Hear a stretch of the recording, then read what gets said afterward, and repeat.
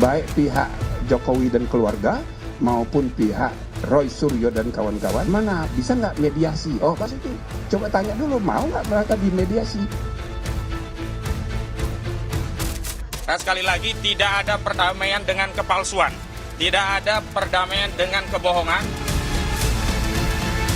Posisinya Pak Jokowi ini kan yang difitnah oleh mereka.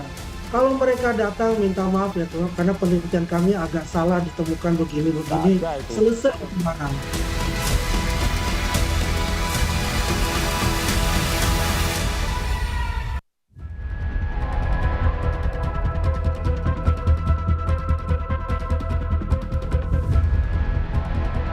Kasus tudingan ijazah palsu Presiden ke-7 Joko Widodo memasuki babak baru. Setelah menetapkan 8 orang sebagai tersangka, kepolisian pun melakukan pencegahan ke luar negeri kepada Roy Suryo CS. Roy Suryo tidak mempermasalahkan tindakan pencekalan terhadapnya. Roy bilang dia tak punya urusan di luar negeri karena pengumpulan bahan pembuatan buku Black Paper yang mengungkap soal Wapres Gibran Rakabuming Raka sudah selesai. Saya sih senyum saja ya menjawab adanya statement bahwa kami itu dicekal ya gitu. Nggak apa-apa ya, toh sudah selesai. Udah pulang dari Sydney, Australia, dan bahan-bahan semuanya sudah komplit untuk pembuatan yang black paper itu. Setelah penetapan tersangka, polisi pun menyatakan para tersangka harus menjalani wajib lapor. Kuasa hukum Roy Suryo CS menyebut dalam proses penyidikan mereka mengajukan adanya gelar perkara khusus. Selain itu mereka juga mengajukan 4 saksi ahli dan meringankan. Hari ini sudah penyidikan sehingga tidak ada alasan bagi institusi Polri, apalagi di tengah wacana ya perbaikan kinerja institusi Polri, untuk tidak melakukan gelar perkara khusus sebagaimana sudah dilakukan oleh Mabes Polri pada Dumas yang dilakukan oleh TPUA. Hari ini kami akan mengirimkan surat secara resmi kepada Direktur Kriminal Umum Polda Metro Jaya tentang sejumlah nama ahli-ahli yang memang sudah kami siapkan, sudah berkomunikasi untuk bisa diperiksa di tingkat penyidikan agar ada kesetimbangan dari keterangan ahli hanya yang sebelumnya hanya dari penyidik. Kami harapkan juga bisa mempertimbangkan keterangan ahli dari kami. Setidaknya ada 4 ahli. 1 ahli bahasa, ya ahli bahasanya itu forensik, linguistik forensik, mohon maaf ya. Kemudian ada ahli pidana, kemudian juga ada ahli ITE. Kepolisian menyatakan sudah menerima permohonan gelar perkara khusus kasus tudingan ijazah palsu Presiden ke-7 Jokowi. Karena itu kepolisian pun bakal melaksanakan gelar perkara khusus sesuai permintaan karena merupakan hak para tersangka.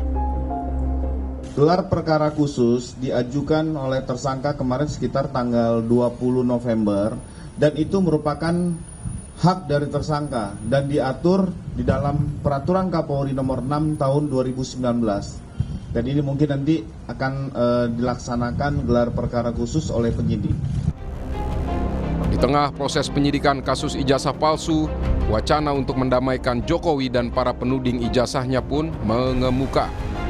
Komisi Percepatan Reformasi Polri, Jimli Asidiki, yang mengungkap usulan damai lewat mediasi, muncul dari aktivis 98 Faisal Assegaf saat audiensi dengan Komisi Reformasi Polri. Menurut Jimli, bukan tak mungkin jalur mediasi juga ditempuh dalam proses pidana apabila seluruh pihak mencapai kesepakatan. Muncul ide-ide antara lain misalnya Pak Assegaf tadi mengusulkan bagaimana bisa nggak mediasi? Oh pas itu coba tanya dulu, mau nggak mereka dimediasi? Ya kan? Baik pihak Jokowi dan keluarga maupun pihak Roy Suryo dan kawan-kawan, mau nggak dimediasi? Nah, jadi status tersangkanya tetap, ya kan? Tapi dimediasi dulu. Kalau misalnya ditemukan titik temu, ya kan? Ya bisa tidak dilanjutkan pidananya. Tapi kalau seandainya tidak berhasil, ya lanjutkan nggak apa-apa. Tidak ada forum lagi yang bisa membuktikan keaslian atau tidak aslinya. Tun tidak bisa. Perdata sudah di Solo, ya tinggal pidana.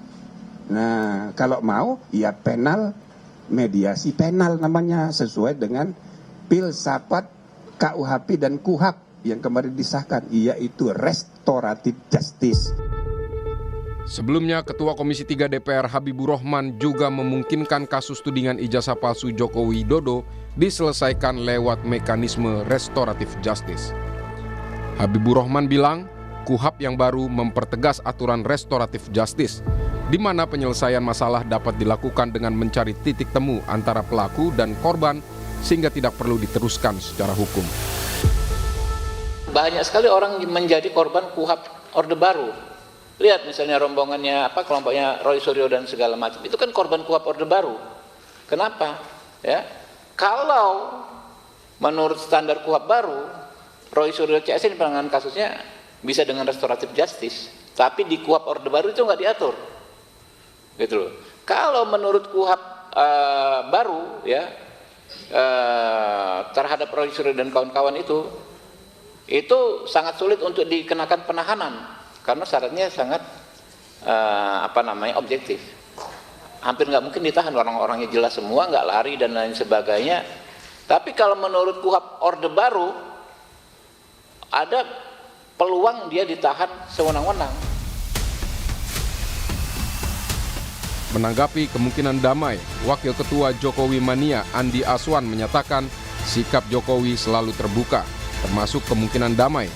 Namun menurut Andi, para tersangka yang menuding ijazah Jokowi palsu harus menunjukkan itikat baik dengan meminta maaf.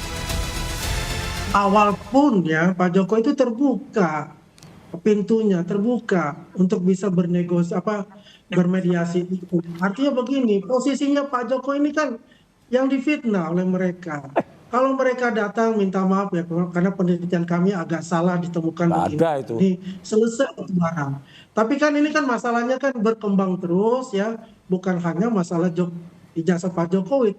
Ini berkembangnya luar biasa gitu. Apapun yang terbaik itu baik juga dengan melalui mediasi, ya monggo-monggo saja, tapi itu adalah hak dari Pak Jokowi menerima atau tidak. Kami tidak punya kapasitas untuk itu. Tapi dilanjutkan di sidang pengadilan itu juga lebih baik lagi. Namun opsi berdamai lewat proses mediasi justru ditolak oleh kubu Roy Suryo. Kuasa hukum Roy menyebut tidak akan berkompromi. Para kliennya akan terus membawa aspirasi masyarakat yang menggugat ijazah. Untuk tidak mempercayai siapapun yang mengaku-ngaku bertindak untuk dan atas nama tim juga kasus ini yang berusaha membangun narasi perdamaian dengan siapapun, termasuk ke lembaga manapun. Dan sekali lagi tidak ada perdamaian dengan kepalsuan, tidak ada perdamaian dengan kebohongan, tidak ada kepalsuan dengan ketidakjujuran. Sekali lagi tidak ada kompromi antara al-haq dan al-batil. Sehingga kami tegaskan kepada seluruh rakyat Indonesia, Pak Rismon, Pak Roy dan yang lainnya tetap membersamai aspirasi seluruh rakyat Indonesia yang ingin membuka kasus ini sampai tuntas ke akar-akarnya. Sementara Roy Suryo bilang syarat mediasi adalah menghentikan semua proses hukum terhadapnya. Namun jika berdamai pun, Roy Suryo menolak menarik buku Jokowi White Paper yang sudah diterbitkan. Selesai. Nggak ada apa-apa dong. Jangan ikut-ungkit gitu. Iyalah. Gitu. Tapi bukunya tetap terbit gitu. Loh ya, kalau buku masa buku mau ditarik? Nggak mungkin lah. Dan buku itu ketika misalnya kemarin sudah ada undangan, misalnya buku itu mau dibahas di mana, ya biarkan aja. Itu kan diskusi ilmiah soal buku. Buku yang mau terbit, black paper, ya silakan aja. Itu buku kan beda. Ini kan soal Jokowi lain dengan soal anaknya kan. Dalam kasus tudingan ijazah palsu tersebut, polisi menetapkan 8 tersangka. Mereka adalah Roy Suryo, Rismon Sianipar, Tifauziah Tiasuma, Egy Sujana. Selain itu ada juga Kurnia Tri Rohyani, Rizal Fadila, Rustam Effendi, dan Damai Hariludi. Polisi menyatakan belum melakukan langkah penahanan terhadap para tersangka, namun mereka dikenai wajib lapor. Tim Liputan Kompas TV.